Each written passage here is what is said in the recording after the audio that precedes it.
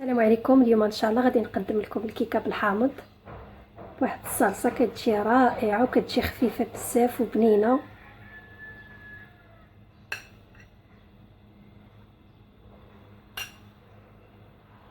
ما تنساوش الاشتراك في القناه وفعلوا الجرس باش يوصلكم الجديد ومشاهده الفيديو حتى الاخر. ندوزو المقادير وطريقه التحضير. الا غادي ندوزو المقادير، هنا عندي 2 بيضات، كاس سنيده مع مرش، نص كاس ديال الحليب، نص كاس ديال الزيت، ونص كاس عصير الليمون حامض، قشره ديال الحامض محكوكه، وجوج خمارات، والدقيق. هنا عندي 300 غرام ديال الدقيق. هنا ندوزو للطريقه. كناخذ الاناء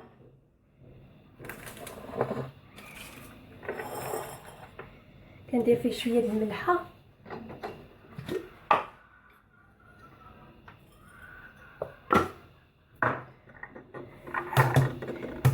بسم الله. ديروا 2 بيضات،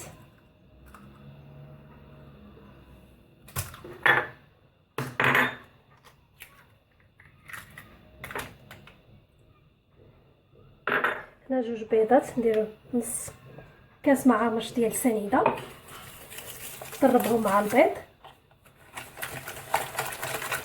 طرب البيض وسنيده حتى تذوب لي سنيده.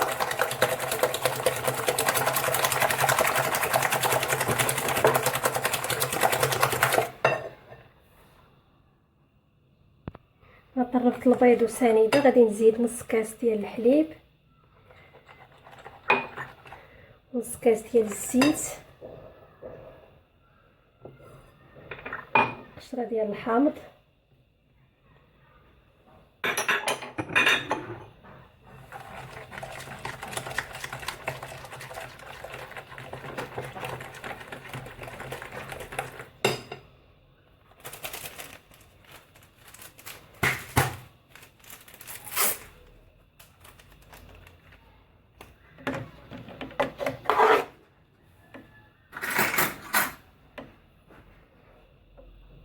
بسم الله. هنا ندير الدقيق،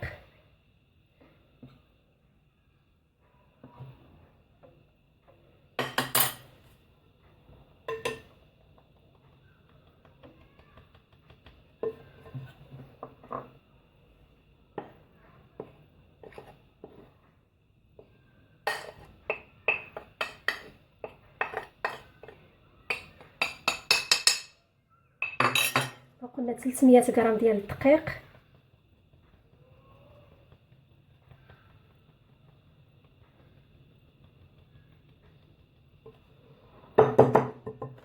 جوج خمارات،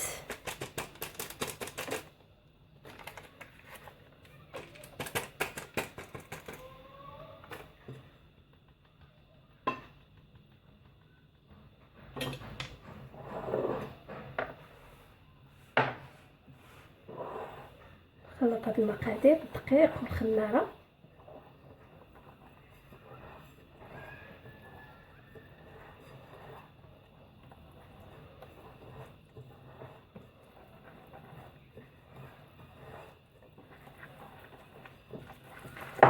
دائما الكيكه خلطوها في اتجاه واحد. هنا عاد نبقى نزيد العصير د الحامض شويه بشويه، وانا كنطلق في في الخليط ديال الكيك.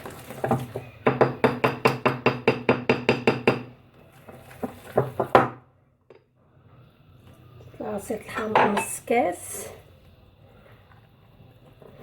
خليته هو في الاخير ضيفته.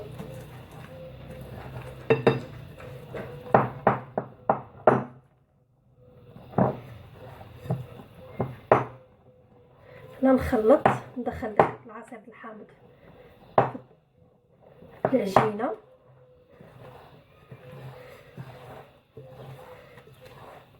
دائما العصير د الحامض في الكيك ضيفه هو الاخير، كيجي بحال هكا الكيك تاعي، ما ثقيل ما خفيف، يجي بحال هكا.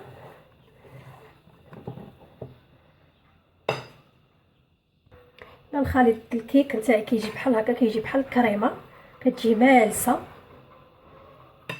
انا ضفت هذا المول هذا دائري، دهنته بالزيت ودريت فيه الدقيق. غادي نكب الخليط ديال الكيك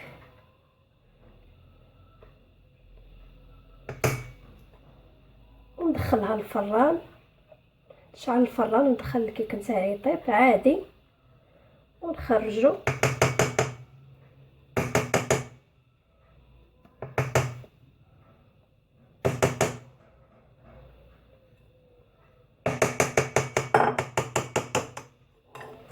نقلبو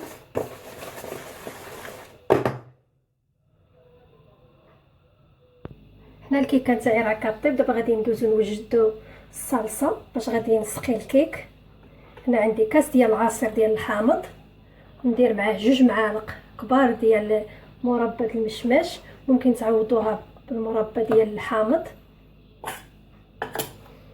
بسم الله. ندير اولا 2 معالق كبار ديال المربى ديال المشماش، 2 معالق كبار عامرين، نديرهم فوق البوطه. هنا دايره مربى المشماش فوق البوطه، تغلي ونزيد لها عصير ديال الحامض.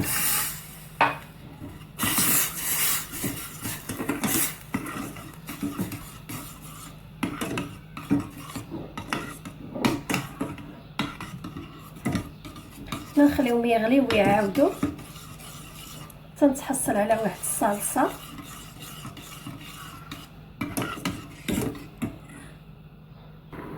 انا تحصلت على الصلصه تاعي بحال هكا خاطره شويه. دابا غادي نطفي البوطه ونخليها تبرد. فاش نخرج الكيكه نسقي بها. هذه هي الكيكه ديالي بعد ما خرجتها من الفران، كتجي رطبه. هنا مازال سخونه. دابا غادي نديرها في الصحن ديال التقديم.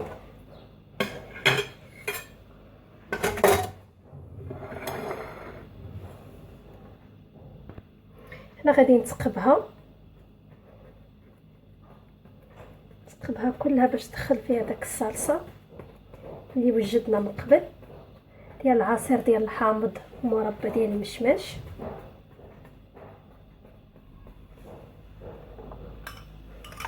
هنا الكيكه سخونه والصلصه بارده.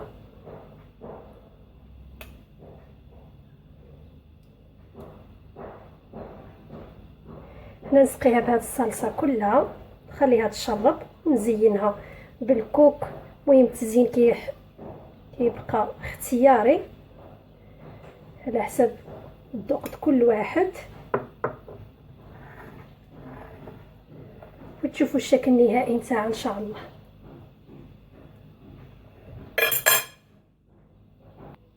هذا هو الشكل ديال الكيكه بالحامض، كتجي زوينه بزاف ولذيذه. انا دريت عليها من الفوق انا الكوك، زينتها بالكوك. المهم التزيين كيبقى اختياري، كتجي بنينه.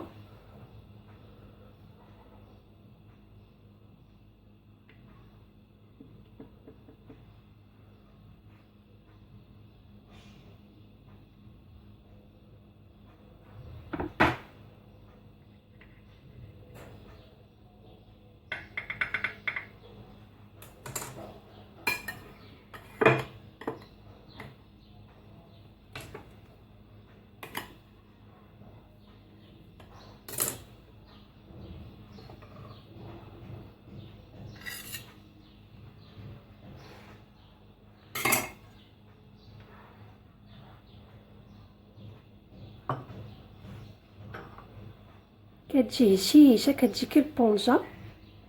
انا كتعجبني انا نسقيها بهاد الصلصه.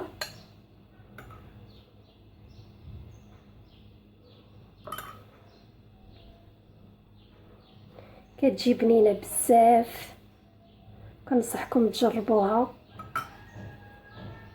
وشكرا والسلام عليكم ورحمه الله تعالى وبركاته.